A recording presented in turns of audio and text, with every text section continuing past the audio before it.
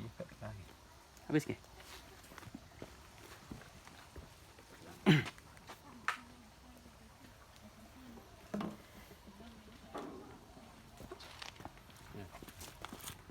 Biopestisida. Karena bahan bakunya urin menjadi bio urin pestisida gitu jadinya. Oke. Nah sekarang supaya tahu rumusnya, Iya. ini apa maksudnya, apa tujuannya itu ya kita harus pelajari dulu. Pertama ini fungsi dulu ya. Oke. Fungsinya pertama adalah dia sebagai repelan ya. Repelan ya. Gimana bisa repelan saya nggak tahu. REPELLENT. Repelan ya. Kalau repelan itu artinya apa? Mengusir. Mengusir kan, mencegah kan. Jadi cegah. Yang dicegah ini adalah bagaimana serangga itu semua itu datang. Itu dibuat dari apa? Biasanya dicegah itu dengan bio dia. Aroma.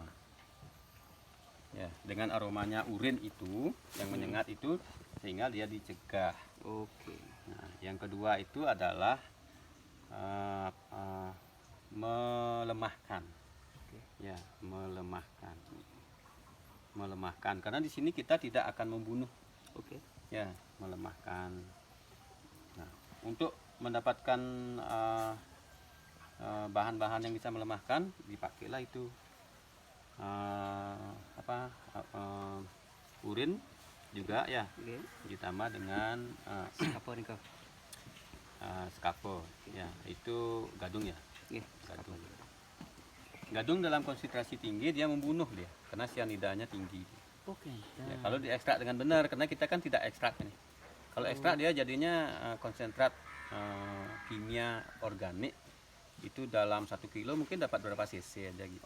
Itu memakai bantuan alkohol. Tapi karena kita tidak tahu caranya, kita hanya membuat dia menjadi lemah saja. Nah, dia tidak sampai membunuh. Ini adalah gadung. Nah, repelan juga repelannya ini juga dari aroma serai ya. Serai itu. Nah, kalau bisa sebenarnya serai wangi, lebih tajam. Nah, itu fungsinya. Nah, kemudian juga dia itu yang lagi selain dia melemahkan, itu dia mengurangi nafsu makan. Mengurangi nafsu makan. Nafsu makan api ya. Jadi dia tidak akan memakan tanaman yang kita ini. Oh, hamanya. Ya, Oh iya. mengurangi nafsu makan. Hamanya. Ya. Nah, ini fungsinya, makanya kita cari apa yang bisa mengurangi nafsu makan dia. Dari rasa biasanya. Nah, selain serainya itu, kalau nanti dapat rasa yang lain seperti itu, apa namanya? Lengkuas ya. Nah, lengkuas. Nah, ini lengkuas juga sebenarnya dia melemahkan, nanti dia akan menjadi jamur yang membuat antibodinya menurun. Ya, ada jamurnya itu. Nah, ini bahan pokok aja.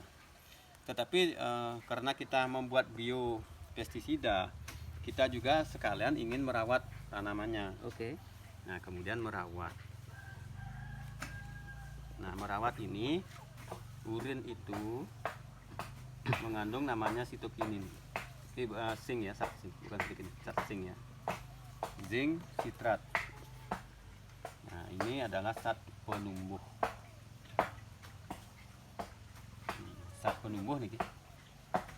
Urin ini fungsinya untuk menumbuhkan.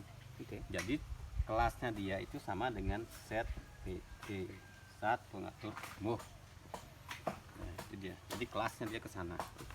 Nah, selain dia akan mengeluarkan bau yang keras sehingga ininya ya serangga nggak berani datang. Kemudian dia juga sebagai penumbuh. Jadi sebenarnya di sini kalau dipakai ini perakarannya lebih cepat dia, pembelahan selnya lebih cepat dia. Oke. Jadi multifungsi dia.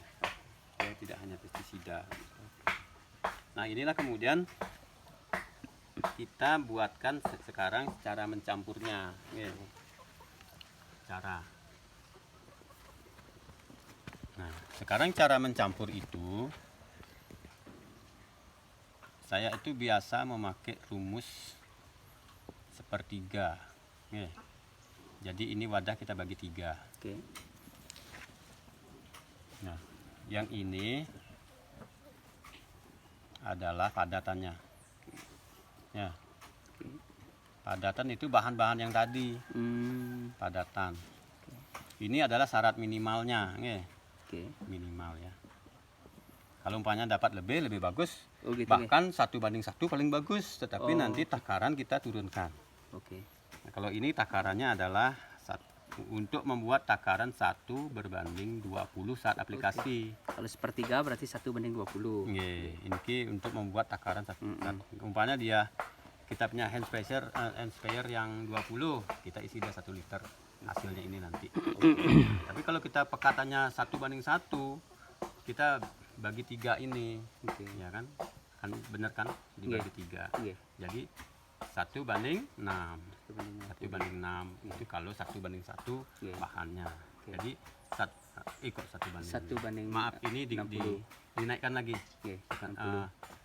60. Ya. 1:60. Nah, itu.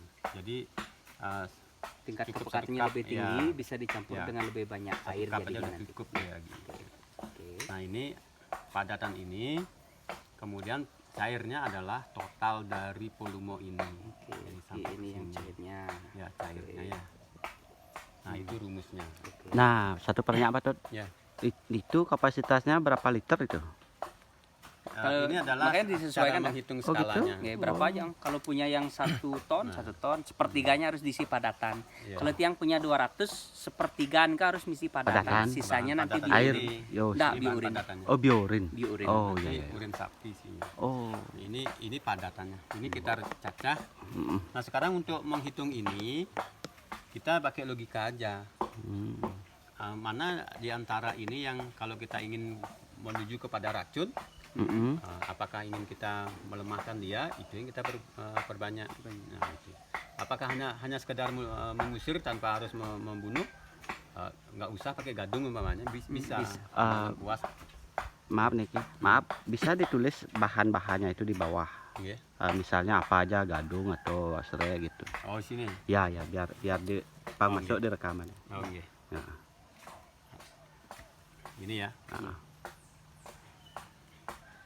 Gadung ya. Mm-mm. Serai untuk aromanya ya. Mm-mm.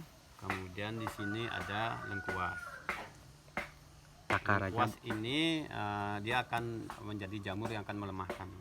Nah, takarannya adalah Berapa kilo, berapa sepertiga kilo? bagian dari sepertiganya. Oh, gitu. Ya, ini kan totalnya dia 6,6 kan? Mm-mm. 6,6 kg berarti masing-masing 2 kilogram. kg. Tuh, sip. Tuh, Mas, ya. Itu untuk 20 ya. Ah, ah. Ini untuk 20 liter ya.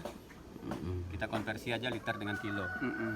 Nah, kalau dia sekarang adalah 200 berarti ini butuhnya masing-masing 20 kilo. Mm-mm. Kita tinggal kalikan. Mm-mm. Kalau buat 200 liter ini adalah 66 kg total. Jadi bahannya masing-masing itu adalah 20 kg. Nah, tetapi dalam prakteknya kita kan nggak dapat ini. Mm. Nah, sekarang kita pakai dominan aja. Kalau umpamanya gadungnya yang banyak kita dapat, ya gadungnya kita perbanyak. Tetapi nanti kita tidak akan dapat aroma untuk serai umpamanya gitu. Nggak dapat aroma serai. Itu hanya pakai logika aja. Kalau kira-kira ingin dapat aroma serainya yang lebih kuat, serainya boleh Serai dinaikkan diperbanyak. dikit, ya, naikkan dikit. Berarti sesuai kebutuhan dah. Nah, Ah. tapi dalam hal ini kebanyakan sih masyarakat itu masih berpikir racun pembunuh pasti itu yang dia pikir. Nah, Padahal pakailah gadung. Nah, gadung sebenarnya tidak hanya kita ambil sianidanya kan. Gadung ini mengandung sianida kan. mengandung cyanida. Tetapi di dalam gadung ini kan ada nutrisinya kan? Ada sakrosanya ada gulanya juga, ada juga proteinnya juga ada.